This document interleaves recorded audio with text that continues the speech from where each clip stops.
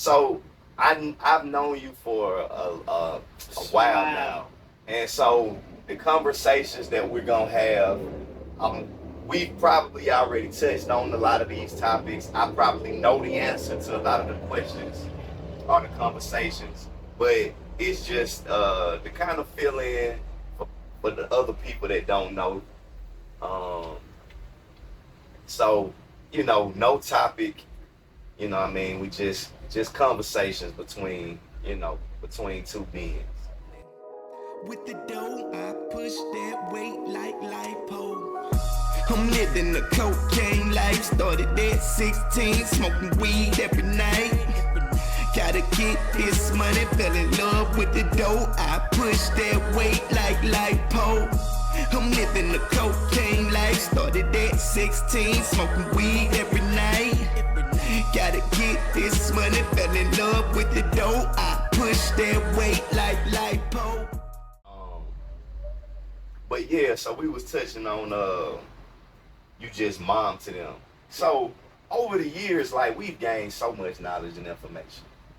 Do you feel like it is a job or a responsibility to share it with people? Okay, so I was just digging into, and I know you don't get into this stuff, but I was just getting into my Saturn placement in my birth chart. Okay. And so Saturn basically talks about your challenge, what your biggest challenge is here. Here physically. Here physically. Okay. On this plane. And my biggest challenges are discipline, communication. Yeah. And what was the other one? Dang it. Oh, my voice. Your voice. And that I'm supposed to be teaching. Okay. But because of where it's aligned in my houses, I also have self-doubt.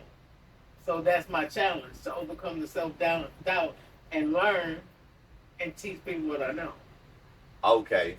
So you feel like that's literally part of your purpose of being here is to share what you know.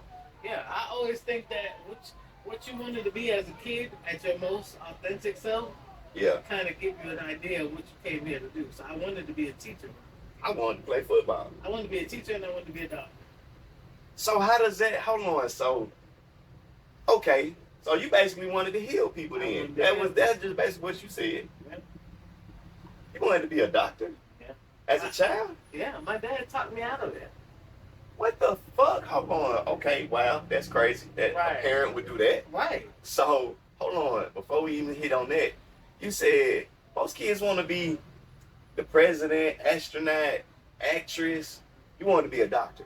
And a teacher.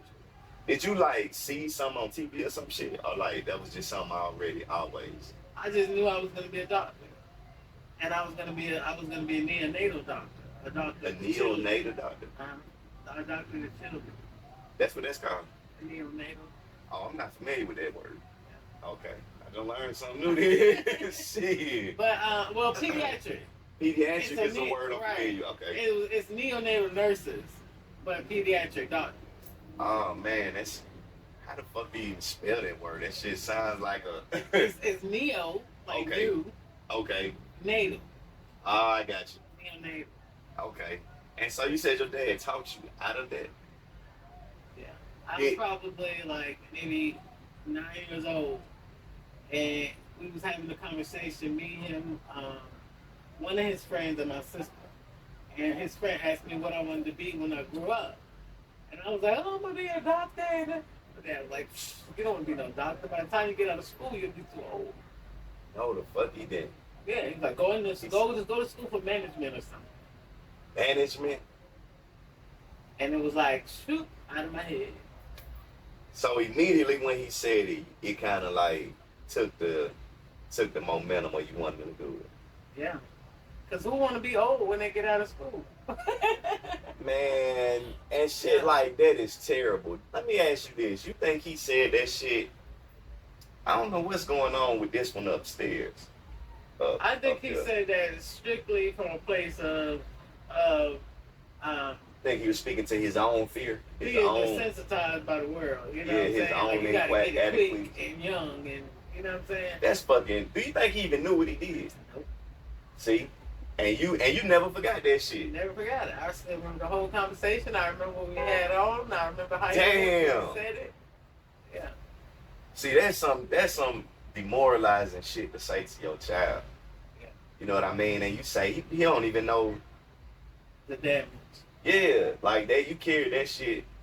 Like so. He didn't know how influential he was to me. Right. Facts, and he should, cause he a parent. Right. Most times, our parent is the first love we have. Right. You know what I'm saying? That's like my mother was the first person I loved. They're literally God to us.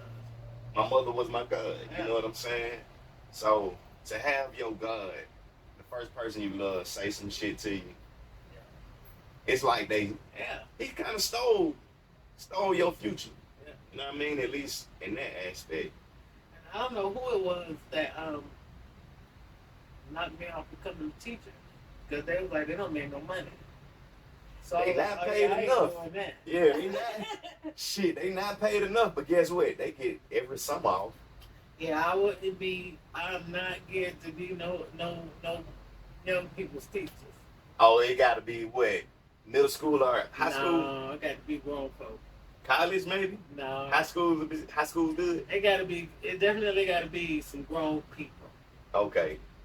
Like, grown. Niggas got to be able to control their emotions and shit. Like, you got to be an adult. Yeah, I can't do the kids. Not these ones especially. Yeah, today's kids are...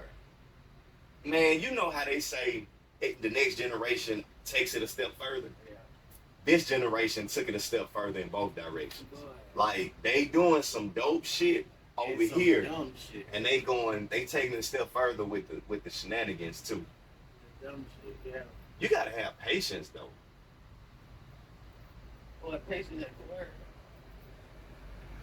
So Leah made the comment today, like, I was like, I'm going out. And she was like, oh yeah, me too. And me and John was like, what? And I was like, oh God, what we gonna do when she start going out? And we was like, we're gonna be in the club with her on the other side, waiting for her to be done. And she was like, nah, I can't go out, not with these kids where they are. You know, Celia grown. Yeah, she thinks she ain't one of them. She thinks she's not one of them. But she even can see that. The bullshit in it. And she's 17. 16. She gonna graduate next year. Damn, okay. So I'm gonna tell you this. Okay, I wasn't ready for that one. Right. You know what I'm saying? She gonna graduate next year. And I'm gonna tell you this.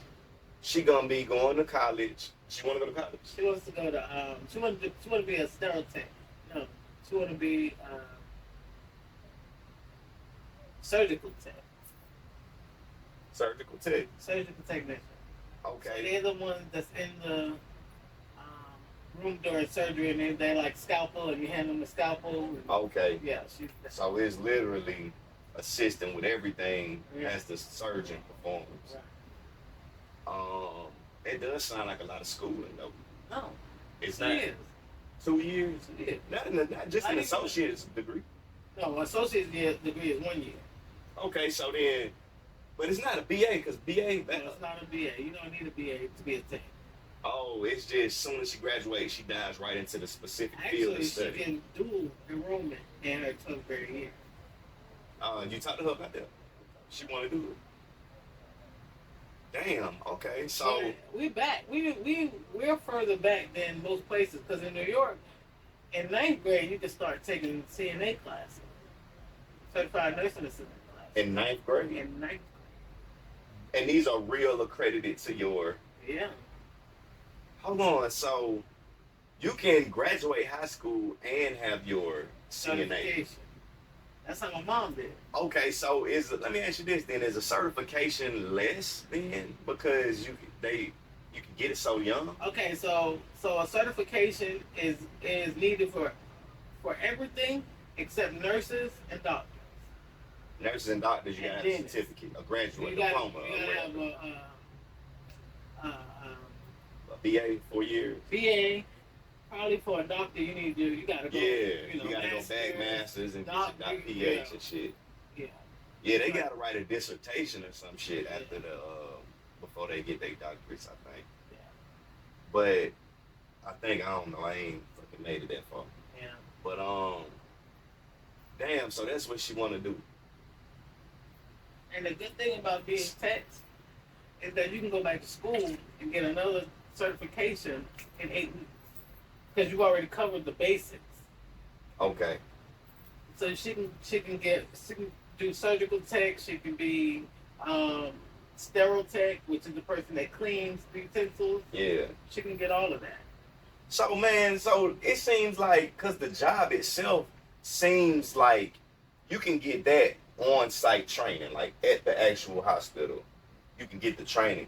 So to go to school, what is it, just to learn the terminology or some shit? Nope, you learn how to do it. Okay. At school, the whole classroom is set up like the actual surgery. Yeah, like an actual hospital learn how type to place. hands-on do it. Yo, You're not going in nobody's surgery learning how to do something. look, You need to come in there already know. I feel you, because Wes explained that shit perfect. He said, man, I ain't got time to train somebody to do it. I need somebody to come in and do it. He said, it takes away from me to have to keep explaining shit to you. Right. You know what I mean? Which makes sense. But look, this is what I was finna say last night on my way home. It was probably a little bit after 2 o'clock. Nigga, it was a helicopter on the motherfucking expressway. Wow. No bullshit. And but it wasn't on the same expressway. You know how it crosses intersections and shit when you know what I mean, the way the highways is set up. So I was going around the curve, finna come back and go down this way. And as I'm going around the curve, the other side, like it was some bushes and shit, but the other expressway, it was a helicopter sitting on it. Nigga, I damn near came to a complete stop, finna grab my phone to take a picture. I was like, ain't nobody finna believe this. And then I thought about it. I said, it must be an accident or some shit. Man, I drove a little bit on, and it was a drop. And the highway that was down there, badass accident. Whatever it was, they had to fly that nigga, yeah, whoever, you know what I mean? So I was like, damn. But talking about that hospital shit made me think of that shit. Yeah, that shit was, I said, God damn. But yeah, so okay, the circle back around with that impact. Do you think you done said some shit unknowingly to deter them from some shit? Kind of like what happened with you? I'm very cautious when I talk to them. So I don't know that I have, but I won't say that I haven't. But I'm very cautious when I talk to them because I know how impactful. Yeah. So I'm very careful about like hurting their feelings. I'm very cautious about, saying things like that's dumb as hell, like out of anger. You know what I'm saying? Right. Because they don't hear that is dumb as hell. They would hear that I'm dumb as hell. Right, facts. So I don't say shit like that. I never talk to them like that. Yeah, they sometimes we personalize that too. You know what I mean? Yeah. So I'm very, sometimes overly cautious. Because sometimes they need to hear that shit dumb as hell. Yeah, you gotta hear that shit. So, yeah, but I don't know that I haven't, but I'm mindful to not do it. So hopefully I have. How do you check them then if you do hear something that's dumb as hell? Like how would you just say, hey, you might want to rethink that? Like, yeah, it's tough. In my position, it's tough because I'm so aware that they're their own being. Yeah. And I always looked at parents as different than most people, so I've always considered them the other person here with me on this journey, and not my kid. Like I'm over them, I go with them, but just to be a guardrail to guide them. You know what I'm saying? You know what? For you to say something like that, I don't think I've ever heard anybody explain it that way and say, I look at it like this is another being on the journey with me, as opposed to this is my child. That is a very deep way to look at it. And I guess it would, most parents, if other parents thought that way, shit'd probably be different. I mean, it's different. Because they also think that I'm the other person here with them on the journey. Right. I need you to remember. Like, I'm the parent, right. nigga, yeah. I had you. Yeah. So, yeah, they give it back. They Yeah. give it back. I can believe that. They give it back. I can definitely believe that They'll shit. still give it back. Yeah, I can definitely believe that. And I know that shit can be exhausting sometimes. You know what I mean? Especially like you tired, you work your job, you come home, you want a Right, little I haven't peace. got time to be thinking about your feelings. Right.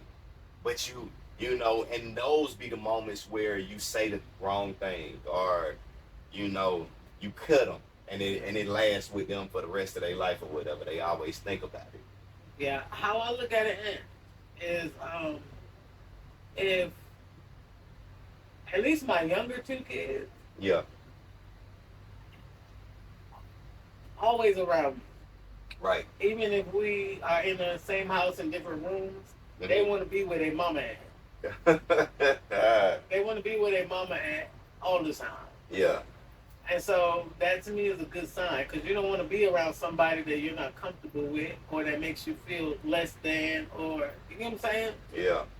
So I take that as a good sign, hopefully, you know. But the one thing I learned as a parent, hey man, they gonna choose what they choose, Yeah. regardless of what you teach. You can Yeah. teach them by the book Yeah. their whole life. They When they still get gonna. older, they get old enough to make a decision. They're gonna do what the hell they want to do. They still gonna do My it. thing is, if you're gonna do this, let me tell you what it is that you're doing, what it leads to, what it can lead to, and then now you can decide if you want, if you If you want to still want to move that right. way. You know it, because at some day you're gonna leave them, and all they're gonna have is the conversations. And You you know what I gotta know mean? how to govern yourself. That Nobody is part. gonna govern you. That part. You gotta know how to govern yourself. That part. So I talk to them mostly nowadays in their teenage eras about recreational, activities versus addiction and coping mechanisms. Ooh, that's okay. I And like how that. to know when you're in which lane.